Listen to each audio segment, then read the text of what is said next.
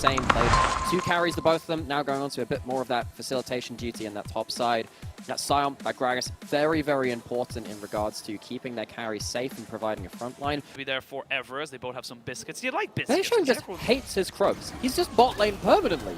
I mean, I can't blame him, because with the Gravitum there available, we do see Ignite coming out onto Wink, who's very, very low. No heal available to him.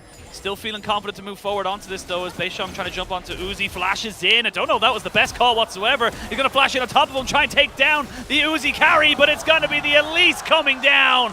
Jiejie picks up a double, and this is what I was talking about. When you go for so much in this bot side, if it goes wrong, it goes very wrong very quick. It's so scrappy. So look at the replay here on the bot side. The assignment is kill bot lane. Has been pretty much the entire series, but Beishang really tries to get involved here. Yet again, has skipped his Grogs the entire game, skipping his top side camps, tried to get towards bot side as quickly as possible. Almost flashes out of Uzi's Q. I think if that happens, maybe Kindred can get the extra kill onto that bot lane. Sadly, not to be the case. And now Jiejie gonna run into him. This is gonna be a bursty trade. This is going to be a very bursty trade, but you can see there the Crying coming in here with the ultimate jump straight down onto Jiejie, who's trying to trade him back the all-out from Fofo as Beishang trying to run away. The junglers get traded, but I don't think Fofo has got a way out of this one here. He's going to try and trade it back as quick as he can, but he is being corralled, he is being pushed in, and almost certainly taken out. Just get a nice double knock up here, but he is going to be taken down by Crying, who's now got himself 2 kills of his own. So 3-2 now in favor of EDG. Favor of EDG. Once again, IG have found themselves some wins elsewhere on the map as soon as EDG find that kind of initial barrage into a game. The one negative from this is, of course, Beishang didn't mark Jiejie. A lot of the time, Kindred will want to mark enemy jungler, but because of the bot lane focus, really hope to get something onto Lucian. Hasn't been able to change it over just yet either. So no mark there for the Kindred. The kills, though, very much going to be sitting happily in IG's pockets. And again, Crying, basically at this very moment in time, he is a Kraken Slayer behind UZI. For all intents and purposes. Dragon going to be started here from Beishang, as there was a bit of a late reset here, and Felios didn't reset just yet. So they know that On is coming in here with a not so much of a full plate of anything. They're going to have a TP coming in on the backside of this one here. That's going to be the Kasante. Dragon secured. Beishang trying to see if he can maybe be a bit more of a nuisance here. Goes all out and just trying to protect On, but I don't know if you're going to be able to protect On. He's going to get dashed over the wall once Fofo and Make over here. Yeah, On. You should have maybe gone back a little bit sooner. Dragon does go over to the side of IG, but they will trade back 2 kills because of it. There we go. So, IG, I think they just kind of missed the memo that if you have lost 2 bot side turrets, EDG can just run back through your bot side jungle, put vision down, and have that available for the Dragon. IG disrespect the vision. I'm going to win the lane anyway, so I might as well just go for something that has a little bit more kind of like team fight presence. Well, First Strike is mainly a Nami rune because it's just all about the huge kind of 10% damage increase, or however much the percentage is, when you kind of pull out your ult combo. What this press the attack does, it uses that extended auto attack range so well. Sometimes with the shorter range Lucian, just die horribly. When you have the... Great for being a frontline for this Aphelios and a Kindred, but definitely not going to be the one-shot capabilities that we've all seen and loved for the last while. It's going to be a hook. It does land straight in onto UZI. He does lose his flash and the Milio ultimate as well. Ala tanking up in the front line as he is just a fridge right in the middle of everybody here. He's been eating healthy so far, and Rift Herald did get dropped into this top side, which means that we are going to potentially see another turret take here, but UZI for the first time having to use his flash, definitely going to be feeling a little bit more at risk should he get caught out by Crying, who still has that tippers. It's like, Ala is not just any fridge. She's the fridge which Indiana Jones hides in to escape the nuclear explosion. That is how ungodly tanky this Sion is. And despite the... it didn't... Yeah, don't question it. It's movie magic. We'll leave it at that. But, I mean, you can see here, he's just dead.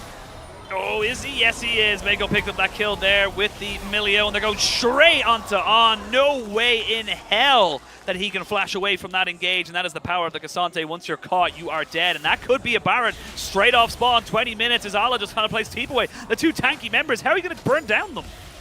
Yeah, the fridge is cool as ice. Freezer maybe for Ala, and keeping everyone at arm's length. IG, they know what is up.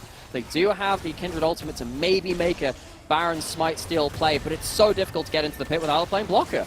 It is. Ala just kind of moving forward here. Crying though, seeing if he can maybe catch up now. Remember, they have reduced magic resistance. It doesn't matter. I don't know why I hyped it up there for a second. He is just dead to rights. Ala flashing in. They're going to make sure that Beishang has no way in hell that he can go for this fight whatsoever. He's going to flash. He's going to pop down the Lamb's Respite, which means that Ala gets to stay alive as well. He heals up just a little bit and finally gets taken down in the zombie form. Going to throw in a couple of auto attacks, maybe get a grasp of the Undying while he's at it, but we saw from Spring EDG in regards to finding their power spikes, working around it. This is after, of course, the hook came in from IG. Vision control very quickly contested by EDG, and IG, they just don't respect that everyone is still in their jungle. Yeah, before he dies to red buff, that one, that was a bit of an older one. It still checks out. EDG, though, they don't have to worry about IG getting like a random hook into a Baron snowball or something like that now. The Baron's already gone. EDG taking that one off the map. That was what IG were really hoping they can get something out of. Not going to be the case, and these power spikes just continue to start rolling forwards. IG, they don't have any way to kill the front line, even if the cask shoves Lucian away. Ala's just going to ult backwards. He's going to be absolutely fine. IG very much running out of options. Yeah, and look, they're going for a Quincy's Rage Blade onto Beishang, something we generally don't see on the Kindred, but it is still going to be a pretty decent power spike that you get. Yeah, you got someone who's able to do it. There's going to be an LDR here for On if he's able to get it. There isn't movement to try and maybe catch out Ala, who's just kind of tanking this up. Look at this Infernal, kind of like, normally the splash damage is so oppressive to go back on top of this wave, but he's just tanking it up. He doesn't care. He absolutely doesn't. Again, Nephelios is one of our most snowball AD carries. Feels incredible when you're ahead. You regen through everything. You burst everyone. When you're 0 and 3, this is what happens. Some of these tanks become unkillable until later into the game. Hook lands.